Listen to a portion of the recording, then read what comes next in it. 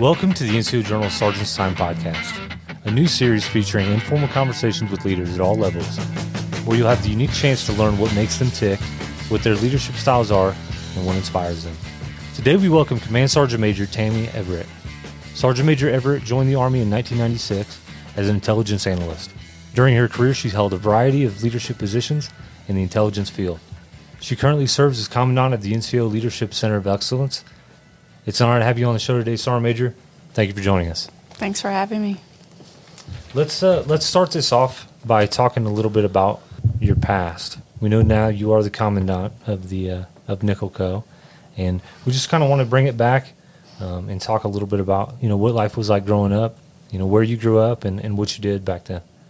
Yeah, so I grew up in a little small town called Moyock, North Carolina. I'm one of 5 children, and I'm the only girl. I have 4 brothers, 1 older and 3 younger than me.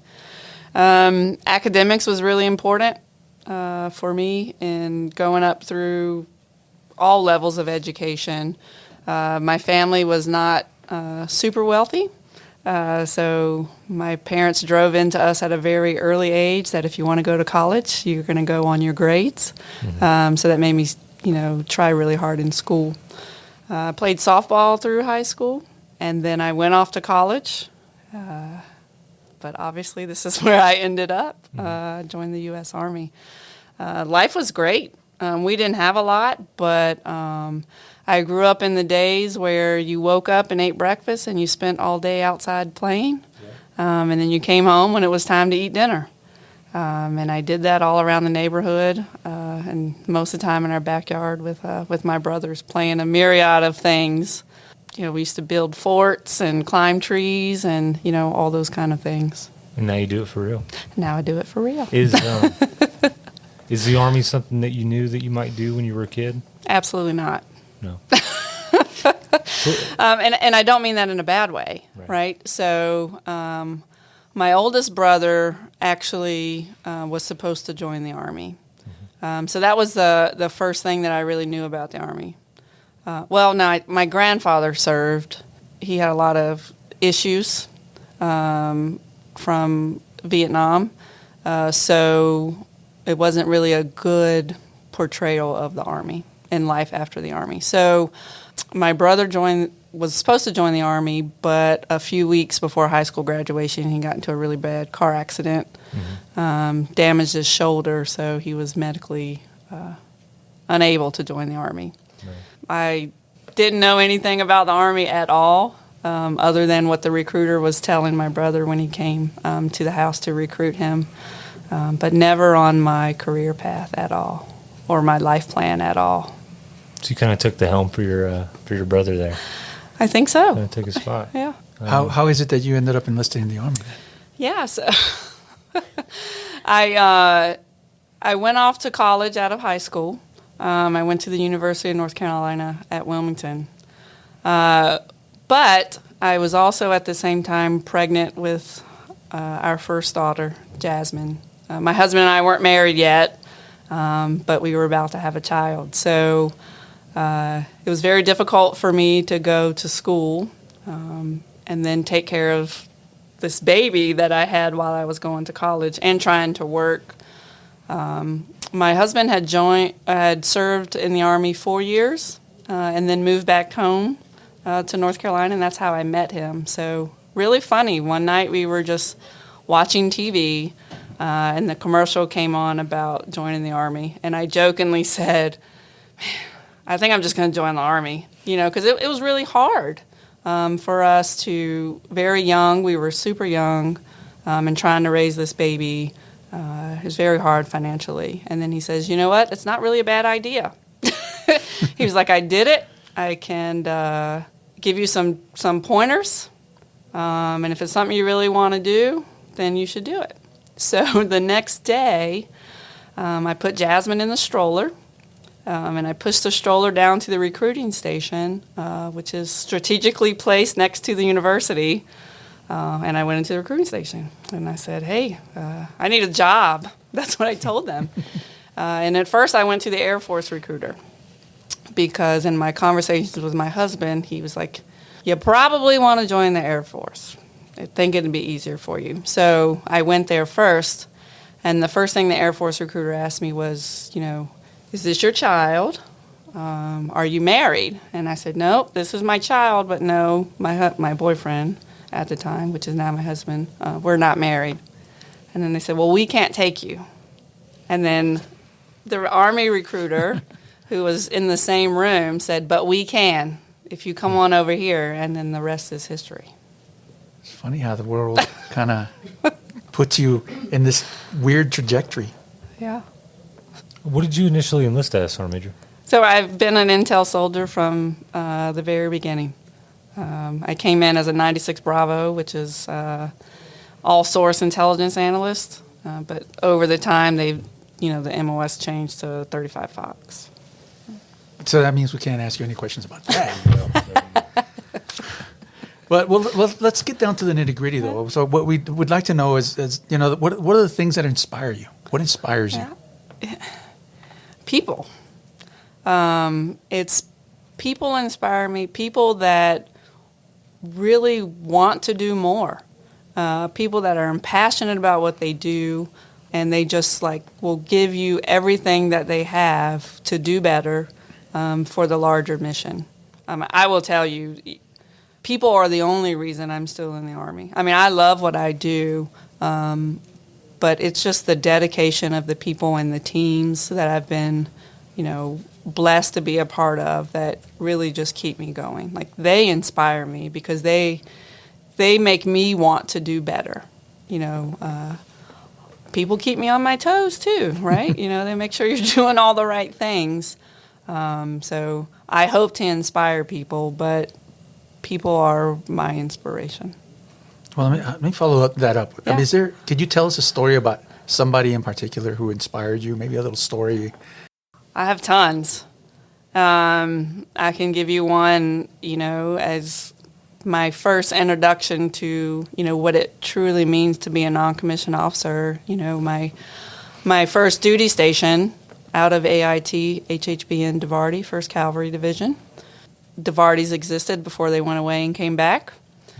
My sergeant, Sergeant Noel Million, he took me under his wing, and he just really led by example from start to finish. Some examples I didn't even have a driver's license. So I learned to drive a Humvee before I got a civilian driver's license. He taught me that.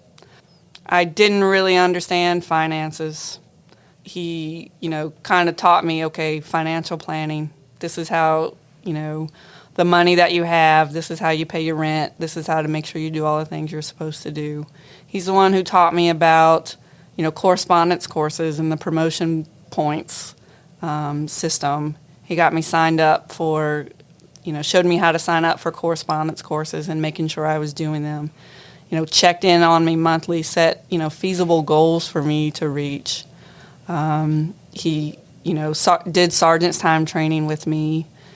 We had a very small section in the S2, but he took it very seriously to make sure that we knew all of our, skill level 1 tasks, but we also were the best intel analysts, to provide the DeVarty commander, who was General Odierno at the time, Colonel Odierno, with the right information on the threat. He was the sole reason why I wanted to be an NCO, because I wanted to be like him. I was so young coming in the Army, and he just really like a brother that you really look up to, and just led me from start to finish. And then when I left DeVarty, I was 1,000% ready to be a non-commissioned officer. And then that was one of the first things I did when I went to my next duty assignment was go to the board because he prepared me to do it. Is he who you styled your leadership? Parts of it. Yeah. It kind of changed over time. He taught me how, to take care of a soldier, what it really means to take care of a soldier, be positively engaged in all aspects of their life, and how things outside of work affect your work, But there's many others that have what they've done for me and how they led me I've taken pieces of those, and it's changed over time, based on things that have happened in my life and folks that I've come in contact with. Being a leader, what's something that you could tell our junior NCOs, something they could do to kind of give them a little bit more buy-in with their soldiers, to let them know that they care, that they really care? Yeah, you got to get to know them. You can't be afraid to have a conversation. You can't be afraid to be nosy. Ask the questions that kind of break the barrier to really get what's behind what you see. Because once you really understand what motivates a soldier, what drives a soldier, you can get more out of them. Their productivity levels will increase, their efficiencies will increase, and they'll work really, really hard for you if you just, take the time to get to know them and really just understand that they're people. Like, we're all people. We're people. We have issues. We have lives. We have concerns. We have stress, internal and external. It's just having someone that really just listens. We don't get bogged down with the day-to-day stuff of, mission, which is 1,000% important. That's what we do. But we can't do that and forget that there's a person behind that mission. Along those same lines, failure. Is it? I know that there's. Has there been a time where you failed at something? But what did you do to kind of get past it, to move on, and to learn from it? I've failed a lot. You learn from failure. I think failure is an important part of everybody's journey. But I'll just share another vignette with you, and it's failure. Failure at its finest, a leadership failure. But it also, very similar to the other vignette that I shared, of like it was a catalyst, something that changed my leadership style. So this time I'm a young sergeant. I'm at my second duty station, and now I feel really good about myself because I have 3 chevrons on my chest. The NCO, I'm an NCO. Like, I'm super proud to be an NCO. Like, I feel like I have superpowers, and it's mission. Now I'm actually in charge of people, and then I kind of went a little too far. I forgot that there's people behind the mission, and I was just like, okay, I'm in charge of a section, and we're going. Like, we are a results-driven section. And then I had, what I didn't know is I was failing miserably on the people side. And the S4 NCOSC Staff Sergeant Morris, she pulled me aside and she said, "Hey, Sergeant, do you know all these things that are happening with your specialists over here?" And I was like, "Nope, I didn't know that." And she was like, "Maybe you need to slow down a little bit because this specialist is here on a compassionate reassignment, and this specialist has all these other things, and you're like pushing him over the edge." And I was new to the organization, and I didn't follow on my own advice that I just gave you for the junior NCOs. But I was failing at leadership. People were working, but they weren't giving me 100% because I didn't take the time to really get to know them. I didn't understand what was going on in their lives. I was just like, we got these things, we got to get them done. I don't care about anything else. Let's go. And it took the mentorship of Sergeant Morris, who pulled me aside and said, "You got it all wrong. You kind of got to bring it back around." So it took me a good year because I wasn't receiving what she was giving me because I was a hard-headed young sergeant. I thought I had all the answers. But then I slowly started to pick up on, okay, we're getting things done, but we could be doing it better. So it kind of made me do a little bit, come around with a different approach. So, just an overall leadership failure is what I would call it. But a good mentor along the way that, had the courage to pull me aside and lead me in the right direction.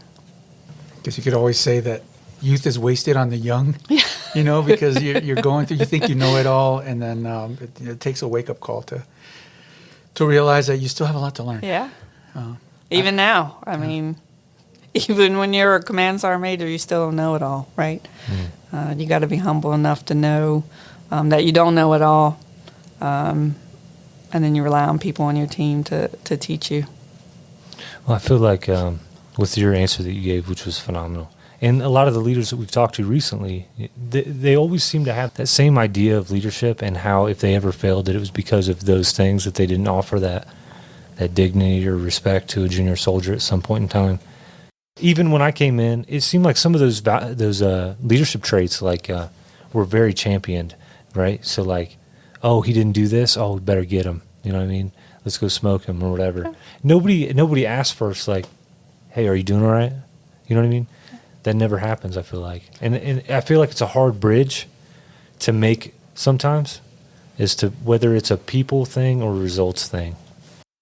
Yeah, we're very, the Army has changed, for the better.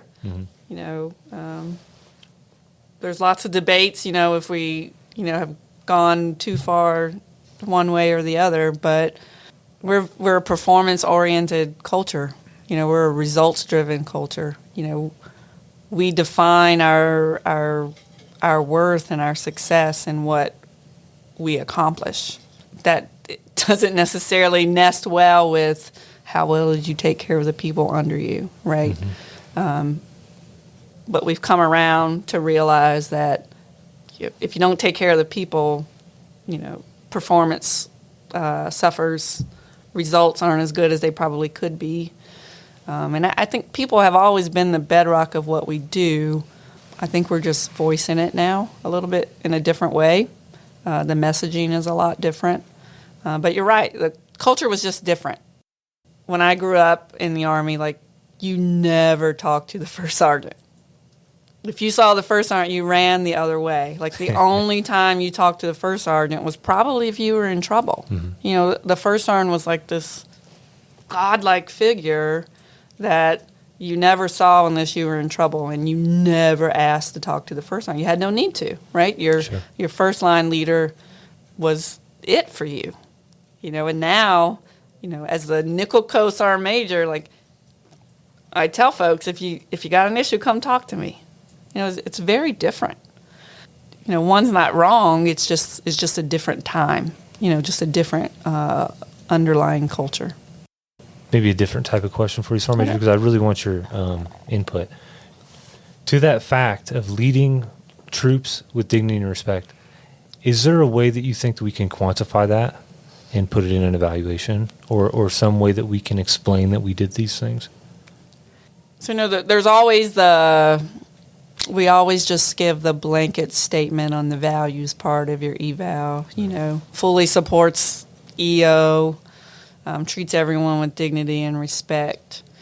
But I think there's a way. I'd have to go back and look at some of the evals that I've written in the past. But, there's a way on the backside of the eval that you could probably quantify or get across.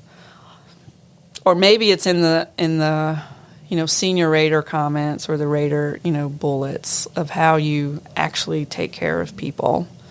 Quantifying it's going to be really hard, because you can't. When you think quantifiable in terms of evaluation, you're looking for a number or a percentage or something like that. So I think that would be very difficult to do. But I think you could write a really good bullet or a comment, just to talk about your impact on people and how you take care of people and how that, that's what you do. And then what is the effect of what you do? Has that increased, morale in the unit? Has that increased the proficiency of your section? What is the effect of you, being a very people-oriented leader and leading with dignity and respect at all times? What is the result of that? So it would really require the rater or senior rater, to really understand the impact that the NCO is having on the organization. If that answers your question. It does. Okay. Yes. Thank you. It's kind of a curveball a little bit. Huh? Yeah, that's a hard one. I was like, I wonder if she's going to say but this one. I figured if there's anybody asking, might as well be you. Yeah, that's a good one. Going back to one of the things that we were talking about before about leading young soldiers with dignity and respect. I was in the Marines, and I had a staff NCO who was he was hard. He was always just always on, and he drove me to do my best, and I did what I needed to do. And there was another NCO, staff NCO, who was a gunny. He was one of these people that just kind of would put his arm around me and was like, "Hey, I can do it," kind of encouraging that he got more out of me by talking to me like a human being, by inspiring me to not fail him through compassion and respect than the guy who was always knife handing me. So, I mean, can you talk a little bit about that? Maybe it sounds to me like that's the kind of leadership that you use. So maybe we can talk a little bit more about that. Yeah, I didn't always. I was a drill sergeant at one time. So I know about the knife hand, and I think there's a time and a place for it. But I think it all boils down to getting to know your soldiers, right? What motivates them? How do they receive information? How do they receive, discipline? Like, my father was a disciplinarian, right? He raised his voice and told us one time, and if we didn't do what he said, like, we knew we were going to get a belt, right? Because that's kind of when we grew up, the way it was back then. So, going through basic training, the drill sergeants only had to tell me something one time, right? Because I grew up in a household where, like, if you didn't, this was what would happen if you didn't follow instructions. Not that I expected the drill sergeants, to put their hands on me at any time, but that's how I received instructions. You only got to tell me something one time. Some people don't do that. Like my children, I have three grown children, and they're all very different. My oldest daughter, hopefully she doesn't listen to this. My oldest daughter, all I had to do was just look at her, and just start talking like this with disappointment in my voice, and I could get across to her that would turn her world upside down. My middle child, I still don't know how to reach her sometimes, Yeah. Spankings didn't work, raising my voice didn't work. She's just very, strong-willed, it's just what I had to learn with her is she just has to learn life lessons the hard way, and you just gotta let her fail. That's how she learns. And my son, he's the baby. He's that is my heart, and all I have to do is just same way with my oldest daughter. It's just hey, did you sign up for classes this semester? That's how I have to talk to him. If I raise my voice with him, he immediately shuts down. So I know I'm not going to be able to have a conversation with him. And I think soldiers are the same way. You got to learn them. The Army's a people business. Aside from the mission and everything else, you have to learn people. You have to be an expert at knowing people, how they receive information, how they receive discipline, how they react to situations. And I think that's leadership.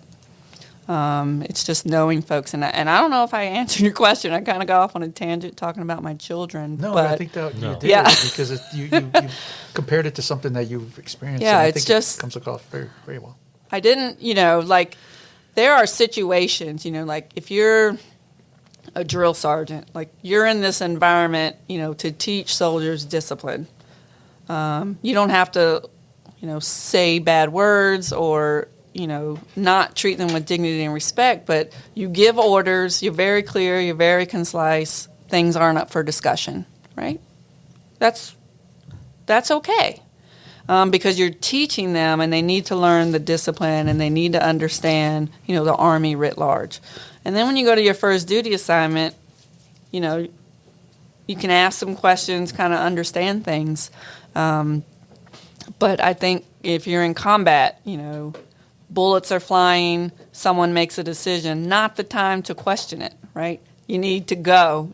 We can't be worried about, explaining the decision. so we all don't die. Like that's the discipline that we have in our force, and it's just everyone understanding that there's a right time and a place to have a conversation, but there's also a right time and a place that you receive orders and you have to execute, and that's hard for some people, because not everything's up for discussion at that particular moment in time. I think that's one of the challenges with soldiers today. The social media, the independence that everybody now has, the social climate, it's all changing the way soldiers think, and the fact that they feel they can question everything, probably at the most inopportune times. Yeah.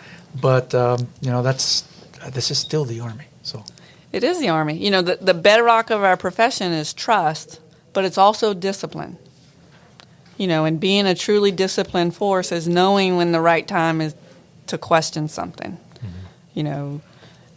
It could be as simple as, I'm at a formation and I understand the tone that's in the first sergeant's voice. Probably not the right time to raise my hand and say I got a question, right? I'll address it later if it's not, an emergency. Some of the vignettes I gave earlier, not the right time to have a discussion. It's knowing that, but, soldiers got to understand that too. And soldiers got to understand that, we are as powerful as we are because we're a disciplined force. You just can't walk around at any given time and question every single thing, because we just spend a lot of time going around in circles. We spend a lot of time just answering questions and running around. I think it's good to challenge things. That's how change comes about. The Sec Army talked about, and I think it was in General Dempsey's book, No Time for Spectators, be respectfully rebellious. Knowing when the right time to challenge the norm and to ask why. That's an art. That's an art.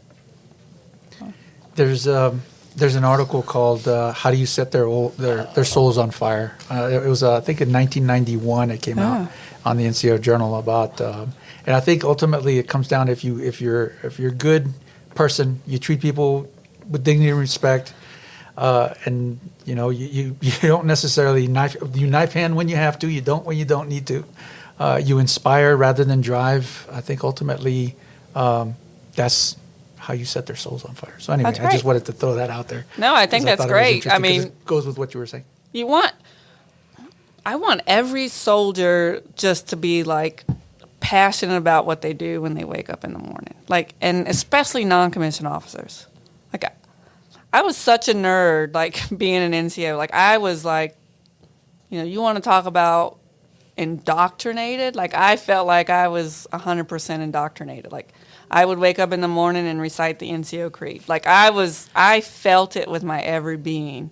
And that's what I want all NCOs to do. Understand the NCO Creed, understand what it is that you do and the impact that you have. You are in charge of individuals. More field craft.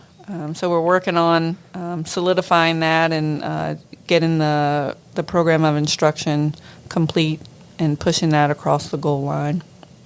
So that's first and foremost. The other thing that was kind of started under Sergeant Major Schmidt was mission command of other non-commissioned officer academies, a little bit more oversight in the delivery of Common Core, the NCO Common Core competencies that the proponencies deliver. So we're working through that, analysis to see what does that entail. How can we help without being too much, because we don't own the proponent non-commissioned officer academies, but we do own a portion of the instruction.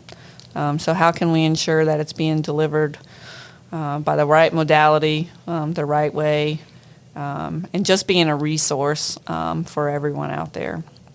So those are the two big things. I'll just kind of stop there. I'm not at the point where we're looking forward. We have a new SMA and then I'm new. So we're trying to just kind of wait for everyone to get into place to kind of see the vision that the SMA has for the NCOLCoE. And then we'll kind of, start driving change from there. What are some of the more surprising challenges you faced as Commandant? Yeah, it's just the scope of the position. I tell people, I call my old boss before, or Major General Hale and I still keep in contact, through text. And I said, where's the CG when you need one? My opinion, I can't speak for all sergeants major, but as a command sergeant major, there's a certain level of comfort that you have knowing that you have a CG, and you just provide them some advice, and they make the decision, right? Mm-hmm. You always want your advice to be the best possible advice, but that burden of the decision doesn't rest with you. It rests with me. So that's a change. So I'm, internally, there's some internal strife to myself of, are we making the right decision? What is the precedent that's being set by making this decision? I'm an intel professional by trade, so I'm red teaming, my whole thought process to see all the things that could, the second, third order effects of the decision I'm about to make. So that has been a surprise. I kind of knew of it, but you don't really understand the gravity of it until you're in the seat. And then it's a challenge. It's different. Your whole time you grow up, you always have an officer counterpart, that makes certain. I can't make all the decisions, of course, because I don't have that kind of command authority. But the decision rests with me. Does this student get dismissed or disenrolled, from the course? That's huge. Because that affects their entire career. If a student gets dismissed from the Sergeant's Major Academy, they're essentially, their career's done. Can't take that lightly. So that has been a challenge 1 month into the seat. And it's been a surprise. all wrapped up with a nice, pretty bow. Now, as the last question, Sergeant Okay. Major. Yes. This is one we ask everybody. Okay. Okay. What advice would you today give to your newly promoted Sergeant Everette self? Yeah. I feel like it's the theme of everything I've been talking about, and it's just, understand your people, take care of them, and train them. Part of taking care of your people is training them so that they are the best at what it is that they are supposed to be doing. And have fun. Like, if you wake up every day and you dread coming to work, we want you to stay on the team, but this might not be the right career choice. Just have fun with it. Like, everyone's going to make a mistake. Learn from it, laugh it off. It's not so serious that, you can't overcome it. Everyone's going to make mistakes. I don't think there's certain things we have zero tolerance for, but overall we're not a zero defect army. We are all going to make mistakes, and we all got to learn from them. I didn't have that concept growing up as a young sergeant, but that's what I would tell myself. Thank you, Sergeant Major. It was truly an honor to have you on the podcast. No, I very much appreciate it. Thank you so much. Thanks for joining. Stay tuned for more interesting guests and inspiring conversations right here at the NCOL Journal. Submit your articles, get published. Don't forget to visit our webpage and follow us on social media. We'll see you next time on the Sergeant's Time Podcast.